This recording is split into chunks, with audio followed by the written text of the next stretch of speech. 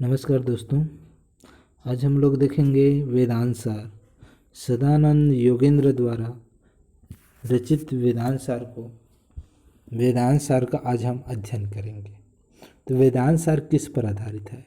वेदांत सार ब्रह्म सूत्र पर आधारित है, जो बादरायण प्रणीत ब्रह्म सूत्र है उस पर आधारित है। तो वेदांत सार पढ़ने से पहले हम लोग थोड़ा ब्रह्म सूत्र की चर्चा कर लेते हैं। तो बादरायण ने एक ग्रंथ की रचना की जिनका नाम था ब्रह्मसूत्र। जो बादरायण का समय माना गया 400 ईसा पूर्व। ठीक, बादरायण ने वेदांत दर्शन के प्रसिद्ध ग्रंथ ब्रह्मसूत्र की रचना की। ठीक है, तो ब्रह्मसूत्र में क्या है? इसमें 4 अध्याय है, 16 पाद है, 192 अधिकरण है, 555 सूत्र है।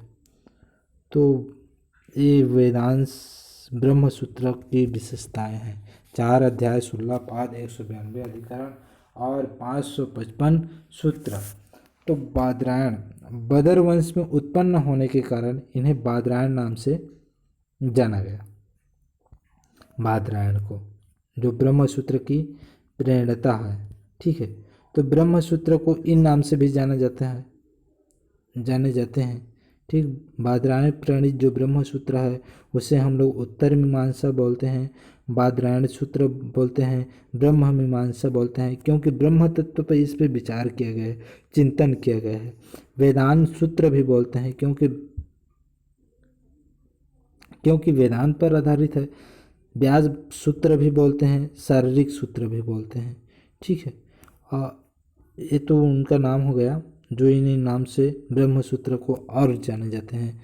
ठीक है, तो इसके बाद देखेंगे ये जो ब्रह्म सूत्र है ये किस पर आधारित है? यह जो है मुख्य रूप से उपनिषदों पर आधारित है। उपनिषदों पर आधारित है। बृहदारण्यक उपनिषद जो हमारे जो वेद में उपनिषद हैं। ठीक है, हमारे जो वेद 4 वेद है, ऋग्वेद, यजुर्वेद, सामवेद, अथर्ववेद, तो चारों वेद के जो मुख्य रूप से उपनिषद है, तो उस पर आधारित यह जो ब्रह्म सूत्र है यह जो है।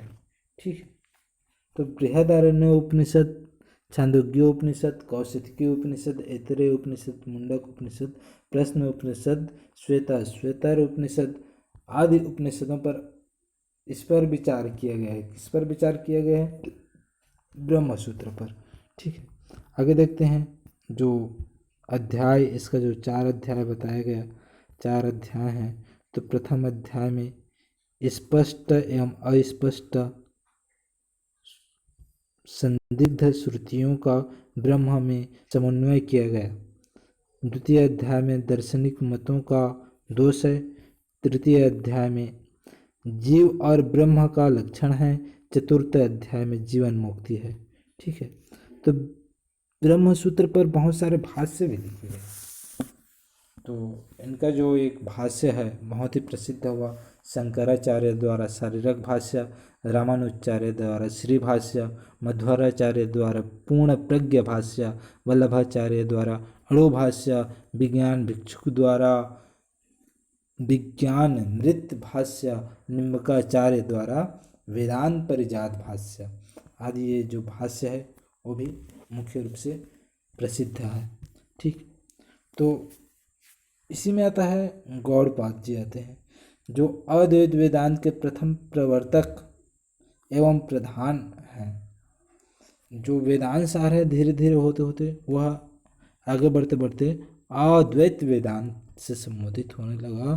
तो गौड़पाद जी नाम से एक आचार्य जो अपने ज़माने में बहुत ही ज़्यादा प्रसिद्ध हुए, मांडुक्यो उपनिषद से लेकर मांडुक्यो कारिका की रचना की, जो बहुत ही प्रसिद्ध हुए। तो इसमें बताया गया है गौड़पाद के गुरु है गोविंदपाद और गोविंदपाद के गुरु है गोविंदपाद जी गुरु हैं शंकराचार्य। ऐसा है, गौड़पाद के शिष्य है गोविंदपाद और गोविंदपाद के शिष्य हैं शंकराचार्य। आगे देखेंगे शंकराचार्य द्वारा जो बहुत ही फेमस प्रसिद्धि हो गया इनका जो काव्य, जो शंकराचार्य ने अद्वैत वेदांत के प्रवर्तक हैं। ठीक है, शंकराचार्य अद्वैत वेदांत के प्रवर्तक हैं। शंकराचार्य का उपलब्ध भाष्यों में सर्वाधिक प्राचीन भाष्य शांकर भाष्य अथवा शारीरक भाष्य के नाम से जाना जाता है। ब्रह्मसूत्र पर जो लिखा गया शंकराचार्य द्वारा शारीरक भाष्य बहुत ही प्रसिद्ध हुआ। कई बार पूछा जाता है इसको प्रश्न पेपरों में। तो आचार्य शंकराचार्य ये इसलिए प्रसिद्ध हो गए, मतलब इनका प्रसिद्धि का और कोई बहुत सारे कारण हैं, लेकिन 7 वर्ष की आयु में इनकी जो विशेषताएं हैं, 7 वर्ष की आयु में विधिवत वेद वेदांग का अध्ययन कर लिए थे।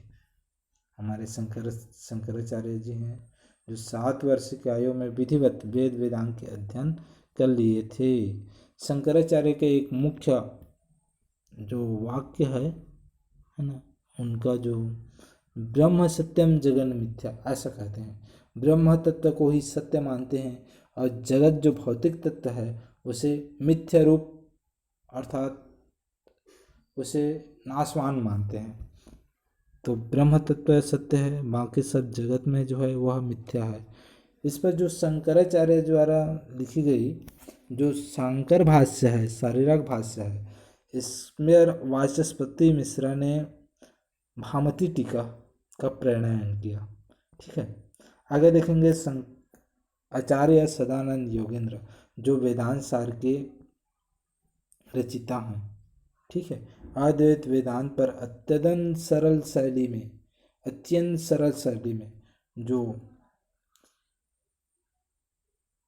जो कि शंकराचार्य द्वारा या फिर गौड़पाद से होते हुए सदानंद योगेंद्र आए, तो अत्यंत सरल शैली में वेदांत सार की रचना की।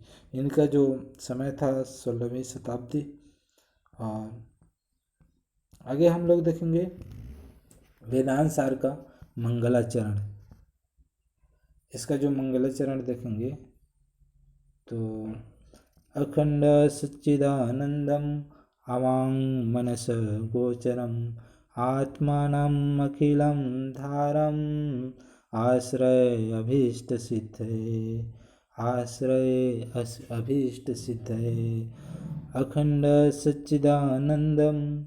अखंड मतलब जो खंड खंड ना हो, सच्चिदानंद मतलब श्री कृष्ण भगवान श्री विष्णु भगवान जो ब्रह्म तत्व है वह उससे बताया गया है। अवांग मनस गोचरम, वांग मनस गोचरम, अवांग मनस गोचरम। अवांग मनस गोचरम मतलब जिसके बारे में कहा ना जा सके, जिसे बताया ना जा सके, जिसकी व्याख्या ना किया जा सके, अगोचरम। गोचर तत्व होता है, एक अगोचर तत्व होता है। गोचर तत्व को किसी तत्व में हम लोग, किसी वस्तु में हम लोग रख सकते हैं, ढक सकते हैं, लेकिन अगोचर तत्व है जिस पर हम लोग किसी भी तत्व में उसको नहीं रख सकते। वह संपूर्ण विश्व में, संपूर्ण ब्रह्मांड में फैला हुआ है। आत्मनम अखिलम धारम, आत्मनम अखिलम धारम आश्रय अभीष्ट सिद्ध है। अर्थात उस अखिल आधार को आश्रय लेकर मैं यह वेदांत सार को कहूँगा। ठीक है, ऐसा बोलते हैं। और दूसरी कारिका में इन्होंने अपने गुरु को प्रणाम करते हुए अपने गुरु के लिए अर्थ तो अद्वैत अद्वैत भानता गुरु आराध्य वेदांत सारम वक्षे यथामति। अर्थ तो जो अर्थ से भी अद्वैत है, उस गुरु में द्वैत का भान नहीं है। अद्वैत मतलब द्वैत का भान नहीं है।